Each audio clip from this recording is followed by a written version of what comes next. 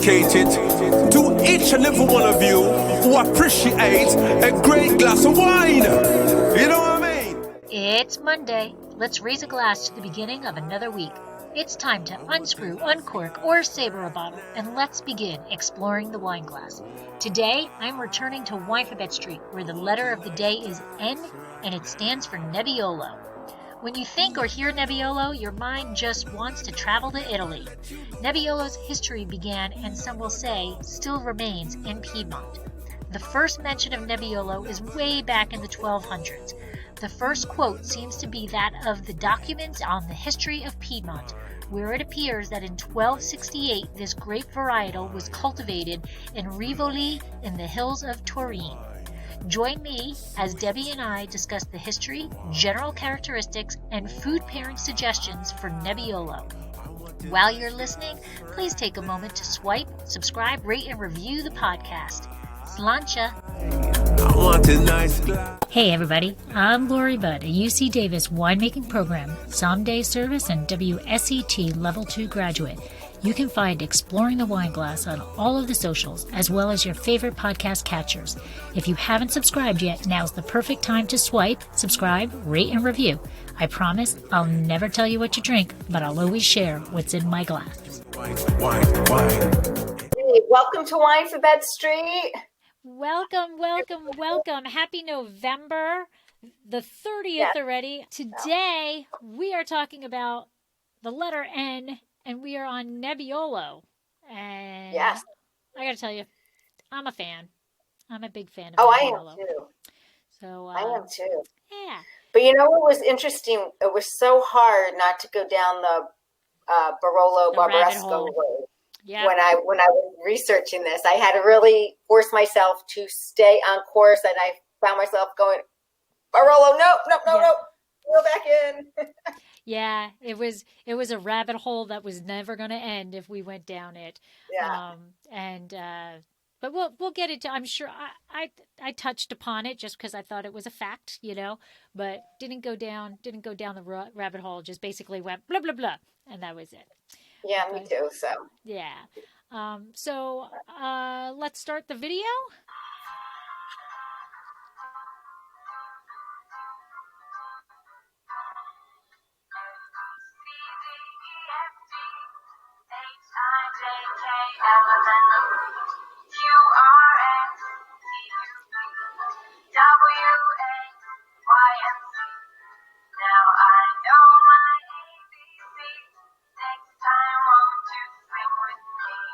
For those of you who do not know, my name is Lori, and my husband and I own Dracaena Wines.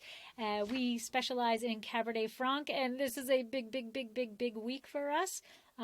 December 4th is Cab Franc Day. We are officially releasing our 2018 Reserve Cabernet Franc on Friday. For that, our club members have already received it, but it's going out to the public.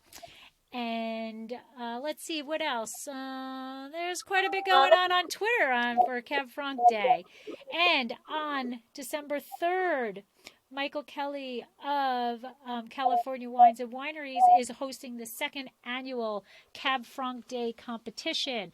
So look forward to the results of that also. And thank you to Michael for being such a proponent and a helper of me getting Cab Franc Day out there. So thank you. And I'm Debbie Giaquindo. I'm known as the Hudson Valley Wine Goddess. I'm a wine blogger and a wine writer. I'm the author of Tapping the Hudson Valley, which is day trips and weekend itineraries to visit the Hudson Valley wine region.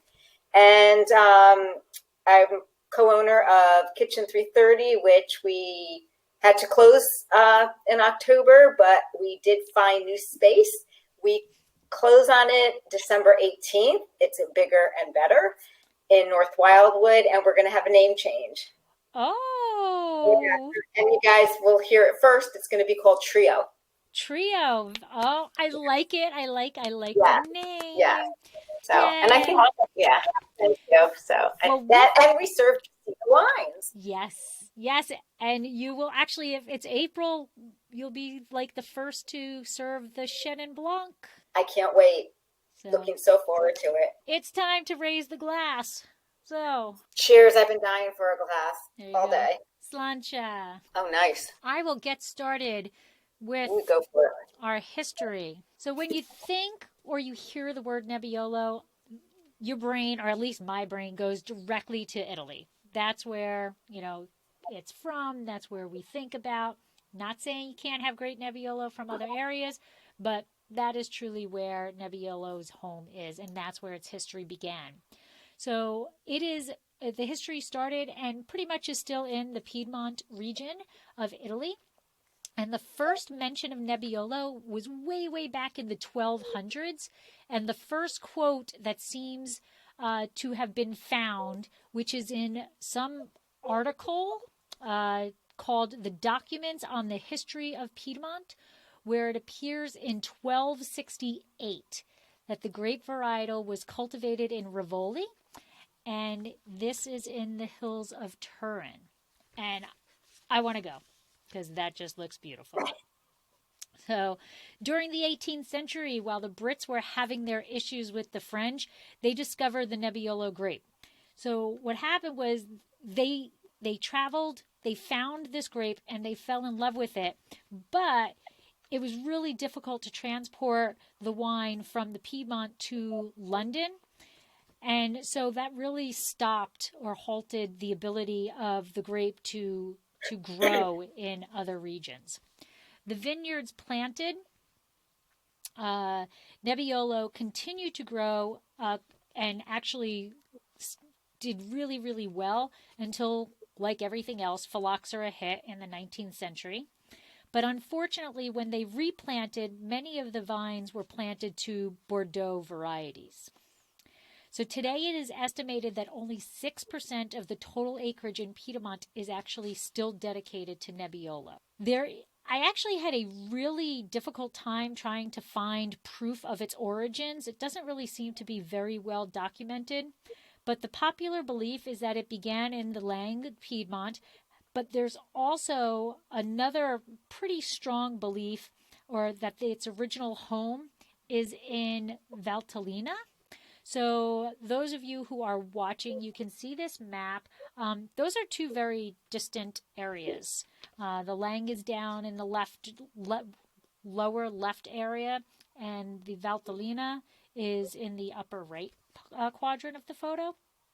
However, in the 1st century, Pliny the Elder noted exceptional quality of the wine produced in Palenzo region, which is located northwest, which is actually now the Barolo. So the Barolo region. So there's a lot of controversy of where it actually started.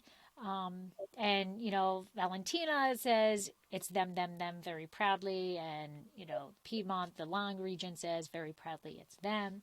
And I don't know, but Pliny the Elder seriously loved his alcohol, because whenever you talk about... It's around. Yeah, right? Whenever you talk about the history of anything alcoholic, there is a quote from Pliny the Elder. I mean, he just very involved in alcohol. Good for him. Okay. Nebbiolo has a total area of approximately 5,500 hectares, and more than 4,000 of those are located in the Langa and the Roero regions. Although both regions produce a varietal Nebbiolo, there is a difference in the wines that you would find in your bottle. So the Roero takes its name from the territory and is produced with 95% Nebbiolo grapes, and the remaining part can be other red grape varieties. So if you're going to purchase a Nebbiolo from the Roero, it's going to say Roero. It doesn't say Nebbiolo on the bottle. Okay? While Nebbiolo d'Alba combines the name of the grape variety and the name of the largest city in the region, and that is 100% Nebbiolo. Okay, so Nebbiolo d'Alba, it's 100% Nebbiolo. It is believed that the name comes from the Italian word for fog, nebbia, and since fog is so prevalent during the harvesting of the grape. So the fact that there's fog plays a very important or has a very large impact on Nebbiolo and its characteristics and how it is harvested. It is synonymous with quality. in the Piedmont region, but with its high tannins, you benefit with patience. Okay? Nebbiolo is a grape that is used in both Barolo and Barbaresco. The Barolo DOC was one of the first appellations in Italy to receive designation, and that was shortly followed by the Barbaresco DOCG. As the saying goes, this is how you can remember this stuff. So as the saying goes, all thumbs are fingers, but not all fingers are thumbs. And I'm not really sure that's like a really, really famous statement, but it was on Big Bang, and it always stuck with me. The same holds true for Nebbiolo. All Barolos are Nebbiolos, but all Nebbiolos are not Barolos. So going back to that fog, right, and plays such an impact, or has such an impact on the growing season of the Nebbiolo. Nebbiolo is often referred to as or having similarities to Pinot Noir. It's a very finicky grape to grow and requires very specific conditions. So if it ripens late, it ripens late, but flowers early. And because of that, it has a very long period of time that it's very susceptible to the environment. So rain, hail, all of that plays a major impact in Nebbiolo because it's so, I'm blanking on the word, so precarious during those times. It's so open to the elements. There are several similarities, as I said, between Nebbiolo and Pinot Noir. And as being known as, in addition to its temperamental growing season, Nebbiolo also has different shades. It has different clones and different subvarieties, just like Pinot Noir does. The most popular subvariety is Lampia, but Michet, which is spelled Michet, is deemed to have a higher quality and is seen in production more. Bola is similar to Lampia, but has a tendency to be overproductive in its vegetative state, so it's not very well grown, not often grown. The final subvariety is actually Rosé, but it is extremely rare. So, there's a natural occurring Rosé of Nebbiolo, but it is very, very rare. So one of the worst events that has ever occurred in the Nebbiolo history actually occurred in 2002 when there was a hailstorm which damaged the majority of the vines. And the vines that were lucky enough to remain safe from hail were then bombarded with an excessive rainfall, causing those that were left to have extreme mold concerns. So 2002 was a really, really bad vintage for Nebbiolo. Genealogy was conducted in 2004, and in collaboration with UC Davis and the Istituto Agrario di San Michele al Diagio, how's that?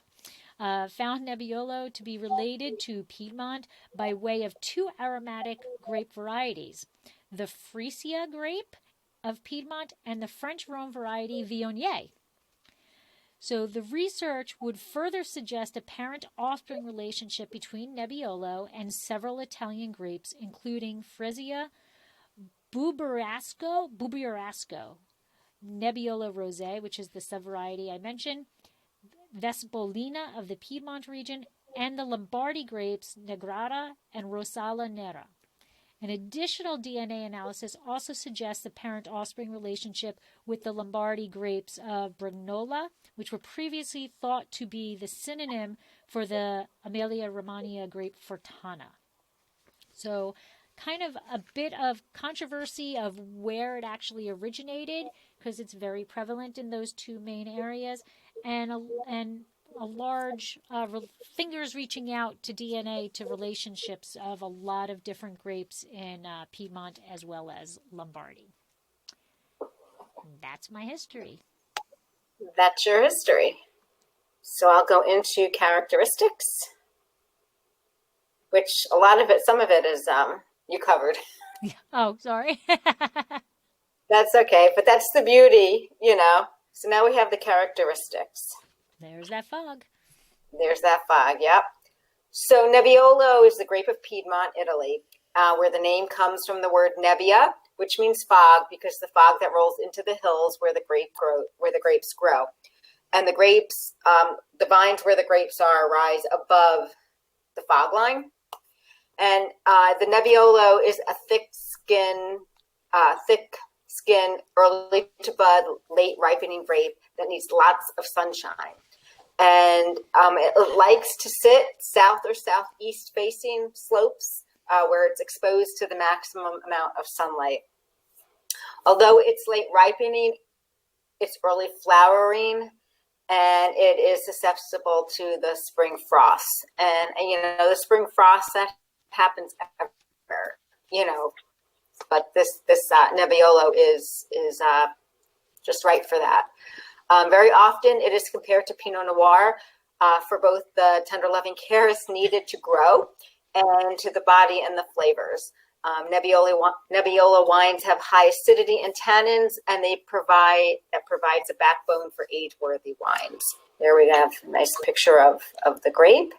The two most popular clones are the Lampia and the Machette. Lampia is the most popular clone used, and Machette is more highly valued clone, grown for the quality and concentration of the wine produced. It grows best in calcareous marls, but it's a vine that really absorbs the soil, whatever the soil is comprised of that it's grown in. So Nebbiolo comes in full body to lighter body wine. And this is where I almost went down the Barolo rabbit hole. So the Barolo is the big daddy of Nebbiolo. This is where you get the full body, high tannins, age-worthy wines. Barbaresco is grown in different soils, and it tends to be a little bit lighter, a little bit more acidic with lighter tannins. And from the other regions, the characteristics as the soil changes. And, Lori, remember when we went to the Barolo Barbaresco tasting in New York before before the world changed? Yes. I mean, as I was doing this, I was thinking about the Barolos and the Barbarescos that we were tasting and the differences of them. Yeah. Very different. And I got to give shout out again to that app, because that app was the best thing ever going. That is. I have that on my phone. Yeah, I should take a look. That has tons of information in it too. But it was. I was thinking about that. So here on this slide, it shows you the more bolder ones all the way down to the more lighter body wines and the regions that are covered, that it's grown in. So characteristics, let's smell those roses. Mm-hmm. Nebbiolo tends to be high acidity, mouth-drying tannins with flavors of cherry, plum, strawberry, raspberry. There's floral notes of roses, violets, leather, licorice, and herbs. But lots of roses. And then as it ages, the tannins will soften and the wine will turn a brickish color in the glass. And the flavor profile will also change to that of more dried fruit, a little bit more gamey, prune, earthy notes. You'll get some fennel, some tar, some mushrooms, a little bit of truffles as it ages. And that was it. I had another thing. So when the season is cooler, Nebbiolo will tend to get a little bit more herbaceous with more sour cranberry fruit notes, roses, leather, and a little bit more minerality. So yeah, it's that was. I really do love Nebbiolo. The roses, it's, they talk about blind tasting and doing things like that. I really don't consider myself a very good blind taster. There's certain things that I can spot, but the roses, I think, are a true giveaway to Nebbiolo.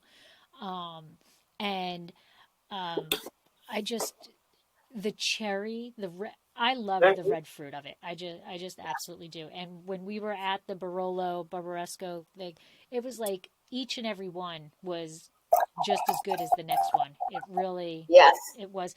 But granted, we were tasting the 2016 vintage, which is like one of the top vintages. So know. It was, it really yeah. it really was fantastic. But so let's talk about this. Mine, I'm kind of a little disappointed that you can't see the color of this. This is really a pale red. This is a very Pinot Noir-esque thing, but it doesn't look like it in here. When I poured it in, yeah, oh, yeah. See, Mine's a little darker. Mine's more like a, when you say Pinot Noir, and you want to compare this to a Pinot Noir, this is more of an Oregon Pinot Noir. Okay, this is because it's darker, but it's a garnet color. Mine, nice garnet color. And I can very clearly see straight through. Like mine is a very pale garnet color, and it is so translucent on the edges. And then on the nose are those roses. Oh, yeah. I know it's supposed to be, they say cherry, but the thing that my nose always reminds me with a Nebbiolo is a sour cherry, those drops. Yeah. You mentioned that. That's what I wrote down in my little notepad here was sour cherry. Yeah.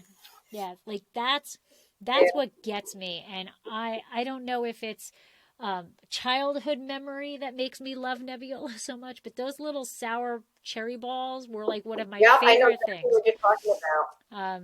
And that goes from roses to that sour cherry-ish. Right. In layers of the aromas. And mine definitely has licorice in there. I being East Coast versus West Coast, it is red vine. It is not Twizzler. It is a red vine licorice to me. Mine has the licorice on the finish. I definitely have sour cherry. Nice, it's acidic. I have like puckering tannins with a finishing of red licorice. Yeah, these tannins here are they're there. They're not overpowering to me, but this baby can sleep. It definitely can sleep for a bit. Yes. Now let's share. What did you get? Secretia.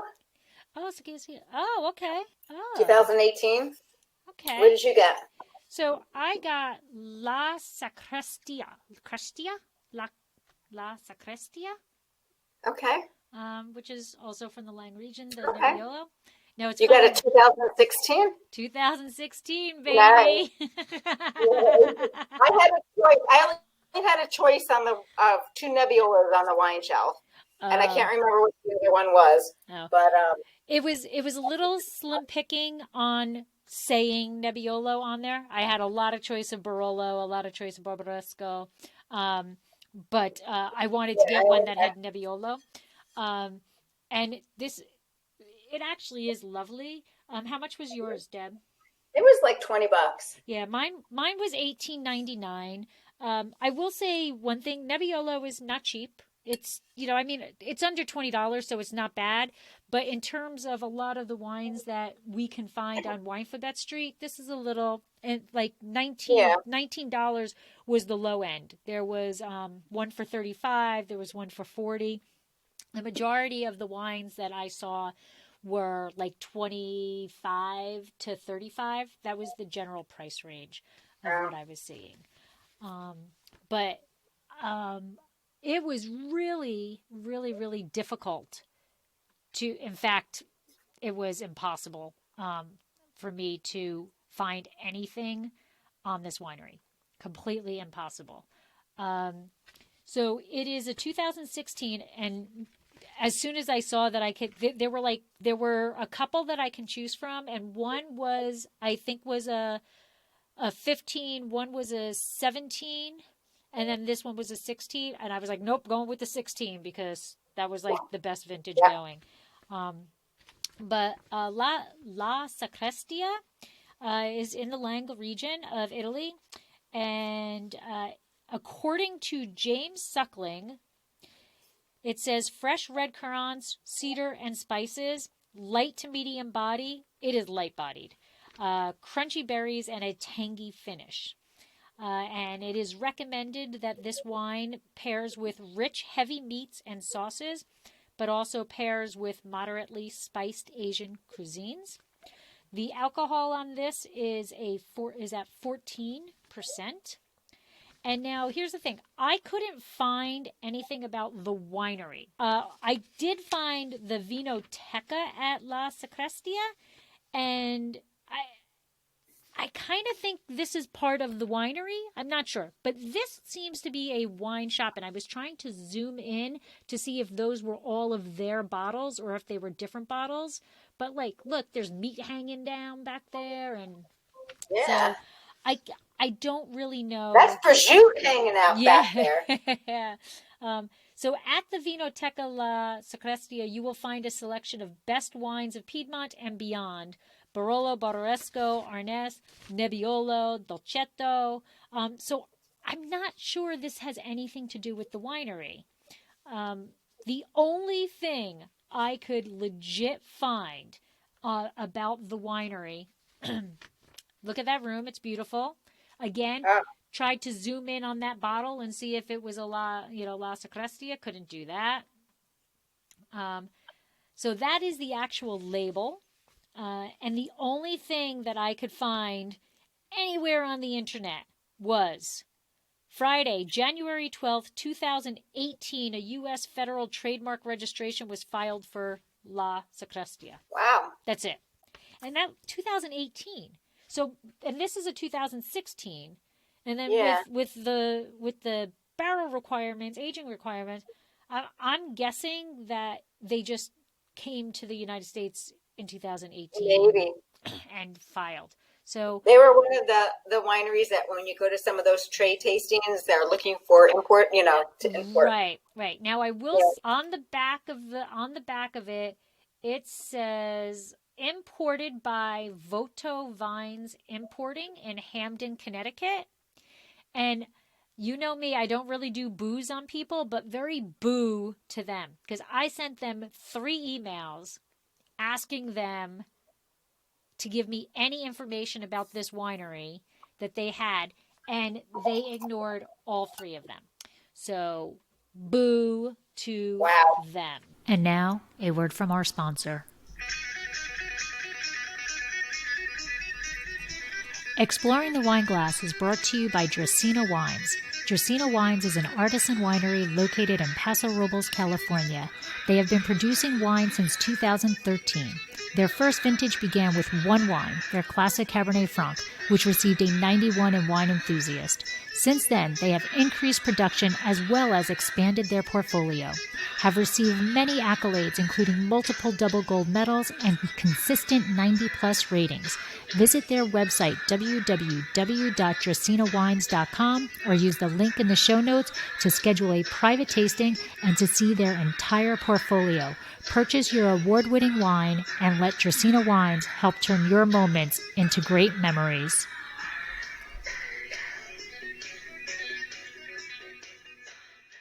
That's my wine. I'm enjoying it. Didn't realize it was going to be public. I actually did tell them. I told them I do a podcast and a live stream webinar. Yeah. We're talking Nebbiolo. I have this wine. I would love to be able to share more information about them and you for tell people how to get the wine. And they ignored all 3 emails. So, boom. Well, mine is imported by Skurnik. So there was information and a website link. Right. So let me go to, mine. So mine is Secretia. Is that how you say it? Secretia? I don't know. When I saw I didn't look at your PowerPoint, but I saw the name and I thought it was Secretia in California. So I had no clue. So Secretia, I have a 2018 Nebbiolo from the Long region. It's located in the heart of Long on the eastern side of Montefiore d'Alba. They farm 10 hectares and produce 5,000 cases a year. They also, in addition to Nebbiolo, they produce Dolcetto d'Alba, Barbera d'Alba, the Nebbiolo and Castillo's Barolo, and the classic La Villa. And this is the family. It is a family run. And when you have a dream, you save every penny to make it happen. And that is what Editor Suggestio did. He was actually a tenant farmer, and he saved all his money. So he would, work and sell the, work the land. He saved all his money to purchase the farm from the owners in 1964. And at first, he just sold the grapes in bulk to other producers in the region. And in 1988, his son Aldo and Ricardo took over, and they began bottling the wine under this label. 10 years ago, in 2010, Aldo passed away unexpectedly.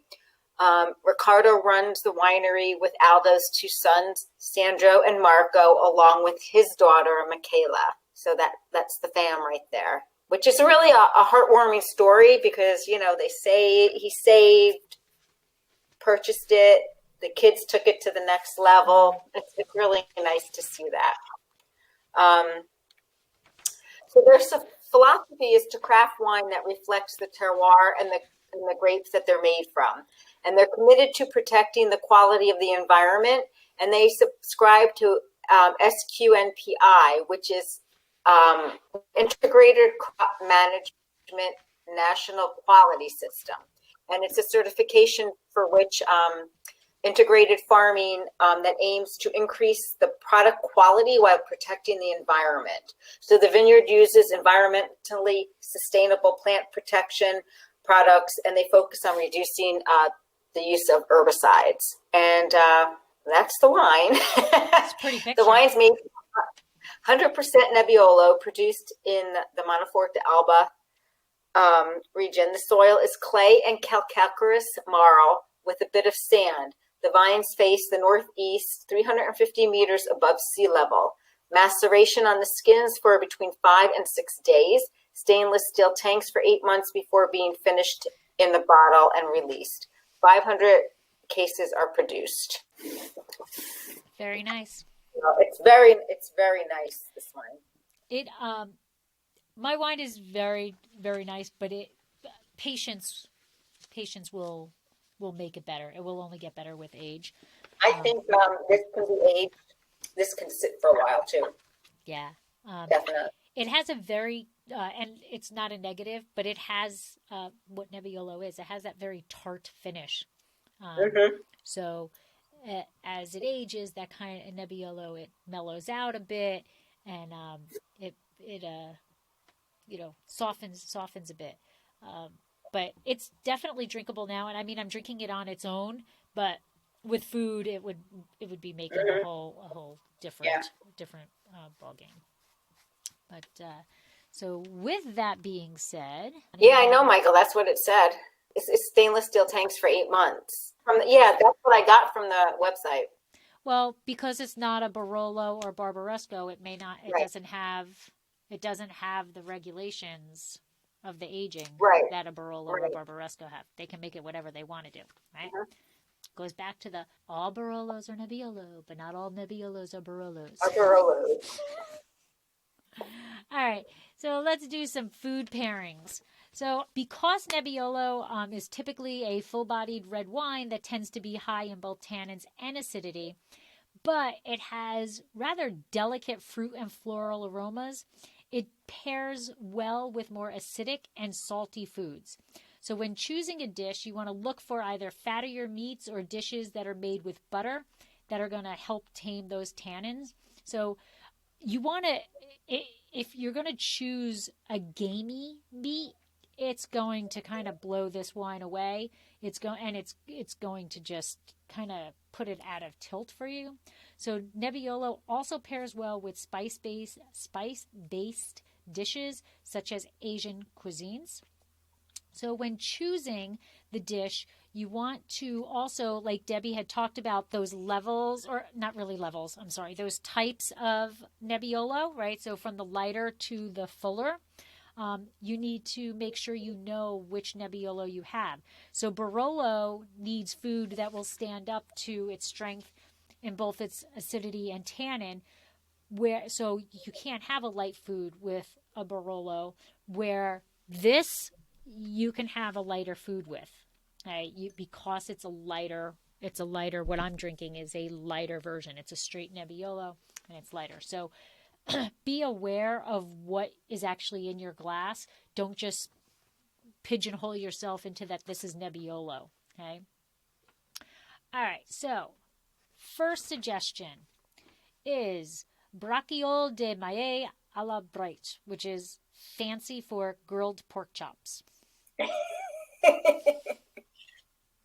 Now, again, not eating that, but actually the rosemary I think would complement mine very nicely because of the flavors that are in there, the aromas. It's so floral, and rosemary is so floral to me.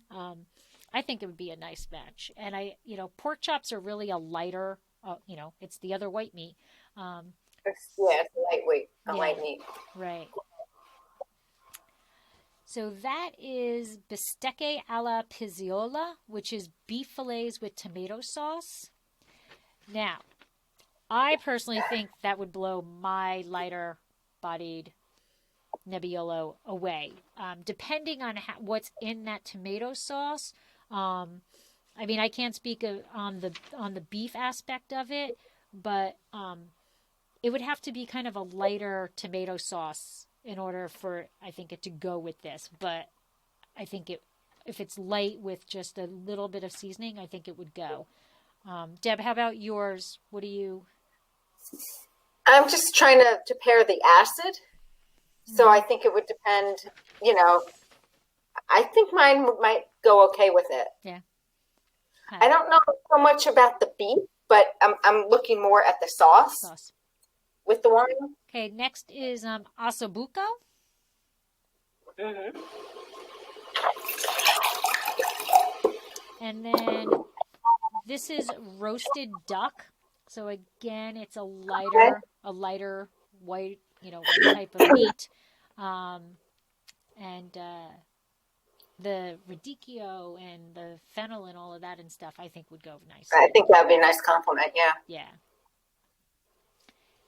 And then this is actually cauliflower soup with fried sage and brown butter. I'm liking that. Yeah, I'm thinking that is a winner chicken dinner there.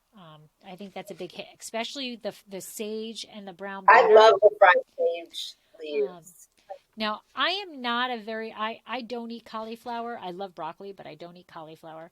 But what entered my mind was butternut squash with the sage. Yeah. And I think this would probably go well with that. Yeah, I think so. Squash. I think so also. And then this, Mike is going to have to make me this because this just sounds delicious to me. Spaghetti squash with sage and walnuts. So that does sound good. Right. Again, and that's along it's baked in the squash bowl. Yeah. It looked they do the spaghetti, because it's spaghetti squash, so It's easy to get those noodles. And then they roasted the skin, and then they put the noodles back in. Pretty cool. That is pretty cool. Yeah. And again, that's kind of along the lines of a butternut squash. It's in that same squash family. Yeah. And then farro and sweet potato risotto. Okay. And, I never can do food without cheese. So a charcuterie board with salted meats. The salted meats are born to go with this. Yes. And cheeses such as burrata, Parmigiano Reggiano, cow's cheese, or goat cheese. So quite a bit of variety on the cheese level also. Sounds good. Getting hungry. Always get hungry after the food portion. And now we'll go on to slides towards the end here. So we got our facts. So here we have the grape, the Nebbiolo grape, and it's an ancient grape that has been referenced as far back as the 13th century. The first quote about Nebbiolo appeared in 1268 in the document on History of Piedmont, where it states that the varietal was cultivated in Rivoli in the hills of Turin. Now, I know you covered this too, Lori, but I was trying to find like a scripture or something. Yeah. I could, and I couldn't find anything. nope. I did attempt to go down that rabbit hole, That's and what I was looking for. Yeah. there was And I'm no like, hole. I must have spent like an hour looking for something like There was that. no hole to go And then down. here we have the same, and we have the same Wine Folly Yep. photo here. Nebbiolo is a sole grape in Barolo and Barbaresco, and you can only make Barolo and Barbaresco if you grow the grapes in the certain villages in Piedmont. Otherwise, it's labeled Nebbiolo, and that goes to your saying, Lori. All Barolos are Nebbiolo, but not all Nebbiolos are Barolo. Nebbiolo grown in the long hills on the right bank of the Tanaro River is sold as Lang Nebbiolo.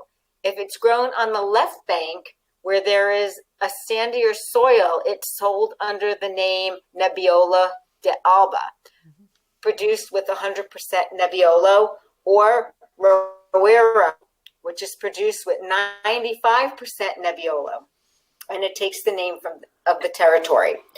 Nebbiolo grown in the Asta Valley is called Picacunter, and is grown in the Piedmont area of Boca, Bramatera, Fara, Gattina, Guim, Lasana, and Cesano, and it's called Spana. Now, I know I'm terrible at pronunciation, so I apologize for that. And here, Michael, I used your picture.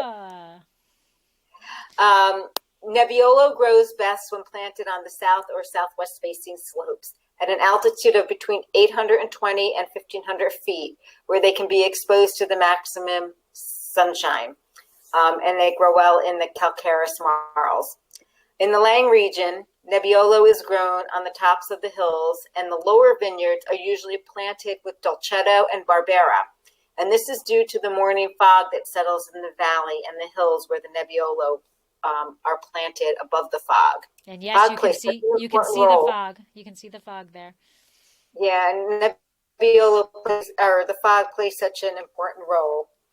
And it says, which I didn't do, decant for at least 45 minutes to 2 hours and serve in a Pinot Noir shaped glass, which I didn't do either. And I have that. I have a Pinot Noir shaped glass. And of course, that's downstairs. And I didn't look at my slides before. I mean, I did this 2 weeks ago. And I'm like, yeah, I'm going to do that. And I came up and just grabbed my glass. Well, that decanting, as we know, acts as an aging, sending in that oxygen is going to age it a little, take away some of that tannins, and wonderful. But so, ladies and gentlemen, that is Nebbiolo, and yes, I hope you enjoy Nebbiolo. If you don't have a lot of experience with it, just go out and give it a try. Go find some Barolos, go find Barbarescos, do side by sides, because those are always interesting. Yes. And honestly, and even just I love a Nebbiolo from the Lang, and you can taste the difference, and age them as well. Buy two, drink one now, and then age it or use the Coravan. Right, and we do have California wineries that are making Nebbiolo. Jacuzzi, Karen has a Jacuzzi. That's an Italian winery in California, up north. But there's Nebbiolo here in the United States also. So give that a try. See how that compares to them. So. So we're taking December off since this is the last day of November. December can be a pretty hectic month. I don't know, with limitations and stuff. I mean, I'm not going anywhere. But we're going to take it off, and we're going to come back in January with the letter O. Yay! And a Orange special wine guest. and Craig Camp. Orange wine and Craig Camp from Turin Vineyards. And looking really forward to seeing Craig and talking orange wine. He is just such a knowledgeable person. Super nice. And I don't think there's anybody, as you said, that's more knowledgeable about so many things, but especially orange wines. And so we're honored and thrilled to have him as a guest. And again, that's going to be January. So we're going to take January 18th. So we're going to take December off, and we wish everybody happy holidays. Please stay safe. Please stay healthy. Yes. So happy holidays. Something's got to do. Yeah, stay safe. Yeah. And thank you for joining. Happy holidays. And thanks for joining, and cheers. And I'm empty, but cheers. So take care, everybody. We'll see you in January. Sláinte. This has been another episode of Exploring the Wineglass. Thanks for listening. If you have suggestions on what topics you would like me to discuss, please reach out on social media. You can find me on Twitter, Instagram, and Facebook as Exploring the Wineglass. I am also on LinkedIn as Lori Hoytbud. Of course, you can always email me at exploringthewineglass@gmail.com. If you enjoyed what you heard, please rate, review, and subscribe to help others find me more easily. And most importantly, tell your wine-loving friends, because if you like the podcast, they will too. Music is Wine by Kevens. Until next week, sláinte. That was no martini, Irish coffee, banana, daiquiri, sweet Merlot, give me